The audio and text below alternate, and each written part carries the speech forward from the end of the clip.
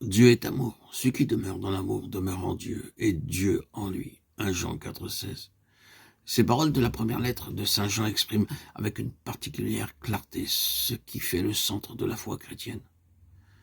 L'image chrétienne de Dieu ainsi que l'image de l'homme et de son chemin qui en découle. De plus, dans ce même verset, Jean nous offre, pour ainsi dire, une formule synthétique de l'existence chrétienne. Nous avons reconnu et nous avons cru que l'amour de Dieu est parmi nous. Nous avons cru à l'amour de Dieu. C'est ainsi que le chrétien peut exprimer le choix fondamental de sa vie.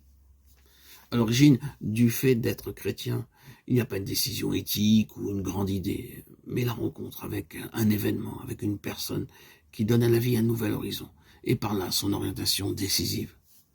Dans son évangile, Jean avait exprimé cet événement par ces mots. Dieu a tant aimé le monde qu'il a donné son Fils unique. Ainsi tout homme qui croit en lui obtiendra la vie éternelle. Jean 3,16.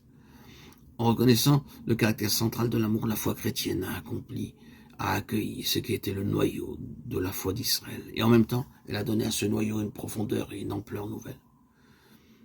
En effet, l'Israélite croyant prie chaque jour avec les mots du livre du Deutéronome dans lesquels il sait qu'est contenu le centre de son existence.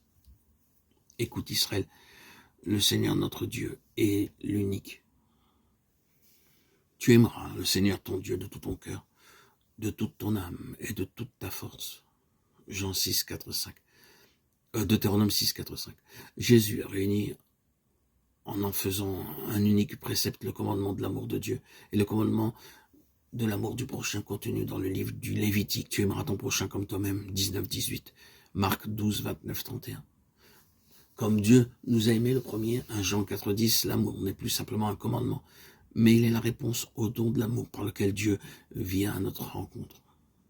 Dans un monde où on associe parfois la vengeance au nom de Dieu, ou même le devoir de la haine et de la violence, c'est un message qui a une grande actualité et une signification très concrète.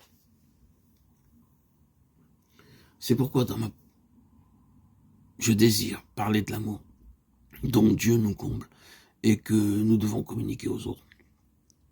Par là sont ainsi indiquées les deux grandes parties de cette lettre profondément reliées entre elles. La première aura un caractère plus spéculatif étant donné que je voudrais y préciser au début de mes enregistrements certains éléments essentiels sur l'amour que Dieu, de manière mystérieuse et gratuite, offre à l'homme. De même que le lien intrinsèque de cet amour avec la réalité de l'amour humain.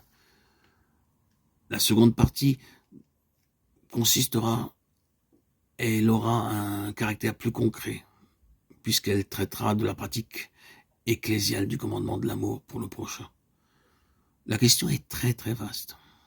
Un long développement dépasserait néanmoins le but de ces audios. Je désire insister sur certains éléments fondamentaux de manière à susciter dans le monde un dynamisme renouvelé pour l'engagement dans la réponse humaine à l'amour divin. Dans le monde où parmi mes auditeurs et auditrices, mes chers amis, bien-aimés, frères et sœurs en Christ, qui m'écoutent et me suivent,